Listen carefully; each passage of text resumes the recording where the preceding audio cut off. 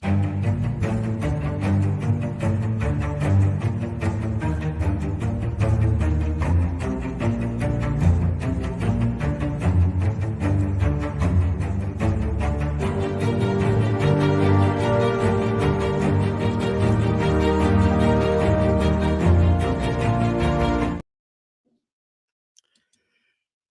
everybody. We're live. I guess you knew that, didn't you?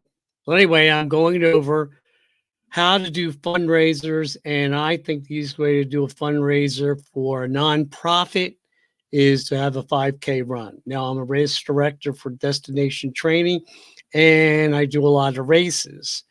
I don't do a lot of 5Ks by themselves.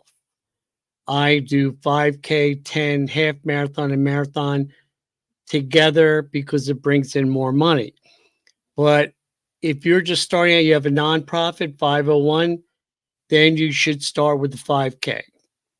The 5K is the easiest. It doesn't take a long time to run the race, but there's a couple things you need to go over before you start one. Basically, what I'm going to tell you is the big picture today, and then I'll get in specifics later on. But you should hit the subscribe button under YouTube, and you can watch the other tutorials that I have on running and cycling events. With that being said, the first thing you need to think of is where are you located, which you probably know that, and can you have a 5K close to where you are? Okay, so if let's say you're in Gainesville, Florida, where would you have a 5K? What you need to investigate is what other 5Ks are there in that area.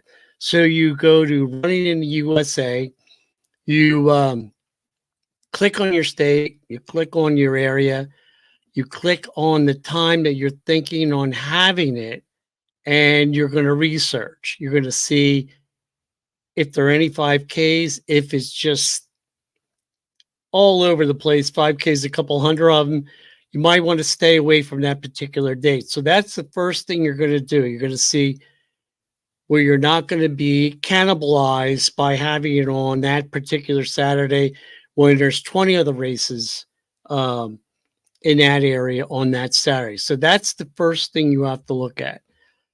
After that, you want to look at where are the other competitors having 5Ks. Are they having them on a certified course? Is it just a regular trail? Is it through a town? Is it through a city?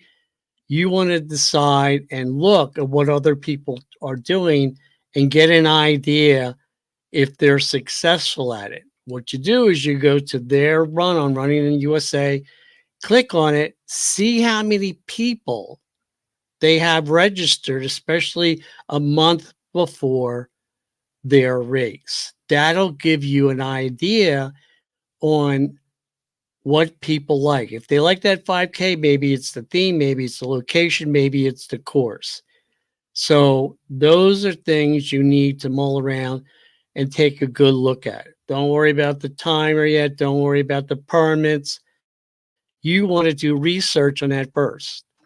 Now, what's the advantage of being a nonprofit? Easier to get sponsors. People want to contribute.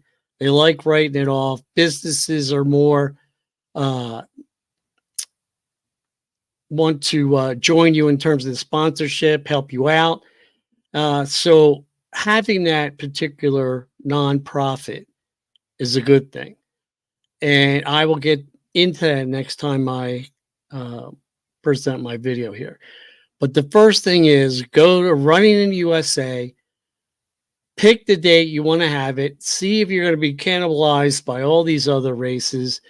For instance, if you're having a turkey trot, look and see how many turkey trots are on that particular date in your area. If there's a ton of them, stay away from them. You might want to just do a regular 5K and name it raising funds for children, for Cancer Society, whatever your 501 is, you might want to keep it generic. So that's something to look at.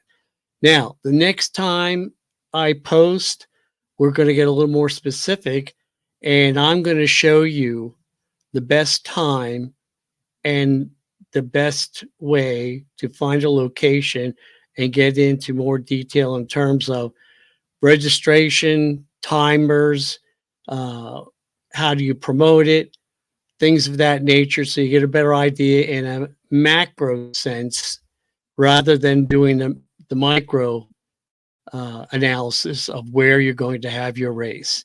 But the 5K is the easiest and the best one to have. So I will be back probably tomorrow, so stay tuned.